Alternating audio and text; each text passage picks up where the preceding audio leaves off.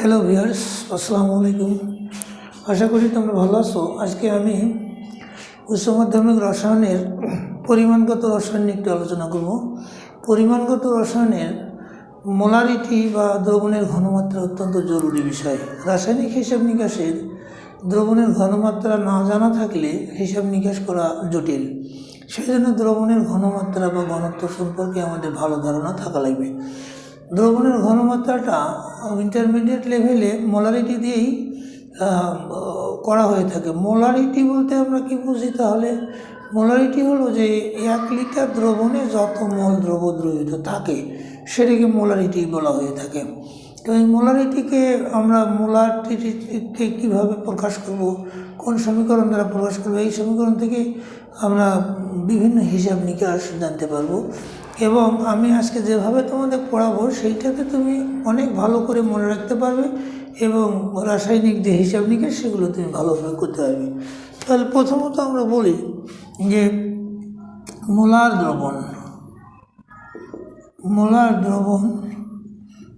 দ্রবণ কি?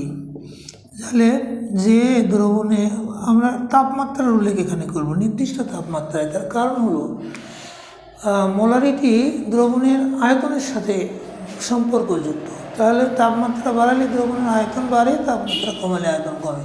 তাহলে মোলারিটিও তাপমাত্রার সাথে পরিবর্তিত হয়। সেই জন্য বলা হয় যে নির্দিষ্ট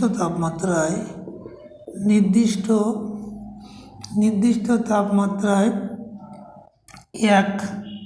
1 লিটার দ্রবণে কোনো দ্রবের যত মোল দ্রবীভূত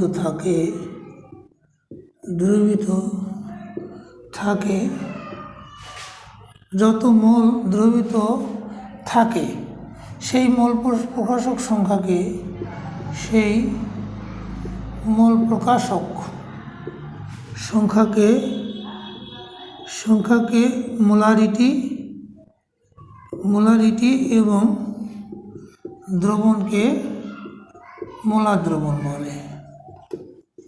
দ্রবণ এম দিয়ে প্রকাশ করা হয়, বড় হাতের মোলার দ্রবণ বলে।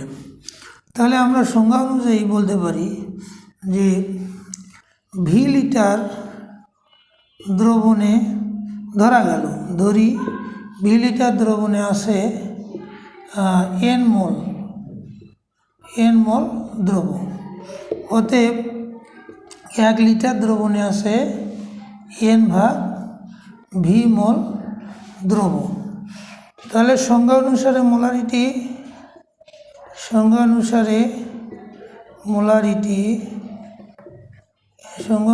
দ্রবণের মোলারিটি হবে বা মোলার ঘনমাত্রা এন ভাগ ভি। আবার আমরা জানি এন সমান কত? এন সমান ডাব্লু ভাগ এম। তাহলে এন ভাগ এম গুণন ভি। যেহেতু এম সমান ডাব্লু ভাগ এম, যেহেতু এন সমান ডাব্লু ভাগ এম। ডাব্লু হলো গ্রামে প্রকাশিত দ্রব্যের পরিমাণ, এম হলো তার আণবিক ভর বা পারমাণবিক আণবিক ভর। তাহলে এটাকে আমরা বলতে পারি এত মোল প্রতি লিটার। তাহলে ডাব্লু ভাগ এম গুণন ভি মোল প্রতি লিটার। তো এটাকে আমরা যদি মোল প্রতি লিটার না করে এটাকে আমরা যদি মোল প্রতি মিলিলিটার করি, তাহলে আমরা জানি 1000 মিলিলিটারে 1 লিটার। তাহলে মোলারিটি হবে 1000 ডাব্লু ভাগ এম গুণন ভি ভি এত মোল প্রতি মিলিলিটার। তাহলে আমরা এই সমীকরণ দিয়ে মোটামুটি মোলারিটি হিসাব করতে পারি। তাহলে আমরা এখন যদি বলা হয় যে 350 মিলিলিটার সোডিয়াম কার্বনেটে 350 মিলিলিটার সোডিয়াম কার্বনেটের মোলার দ্রবণে কত গ্রাম সোডিয়াম কার্বনেট থাকবে? যে 350 ml, ধরা গেল 0.1 m সোডিয়াম কার্বনেট দ্রবণে কত গ্রাম সোডিয়াম কার্বনেট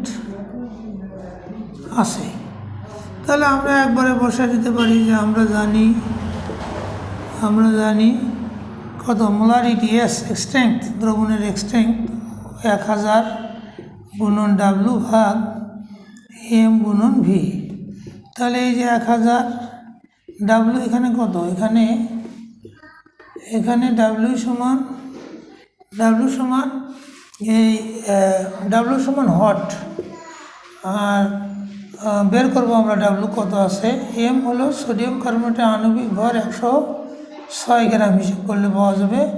ভি হলো 350 মিলিলিটার, এই তাহলে আমরা এখান থেকে বলতে পারি বা 1000 আর গুণ করে 1000 ডাব্লু সমান এসএমভি, অতএব ডাব্লু সমান এসএমভি ভাগ 1000। এই মানগুলো আমরা বসিয়ে দিই এখানে। এস মানে কত, এখানে এসটা বলা হয়নি, এবং এস সমান দ্রবণের মোলারিটি 0.1 m, তাহলে এখানে 0.1 m গুণন এম বলতে 106 গ্রাম, ভি হলো 350 মিলিলিটার ভাগ 1000। এইটা ক্যালকুলেশন করলে যেটা পাওয়া যাবে সেটা 350 মিলিলিটার 1 m সোডিয়াম কার্বনেট দ্রবণে দ্রবীভূত আছে, এত গ্রাম হবে তখন। এইভাবে আমরা মোটামুটিভাবে এই সমীকরণ দিয়ে হিসাবগুলো করতে পারি। বন্ধুরা, আজ এ পর্যন্তই। পরবর্তীতে মোলার দ্রবণের শ্রেণীবিন্যাস সম্পর্কে আমরা আলোচনা করবো। আসসালামু আলাইকুম।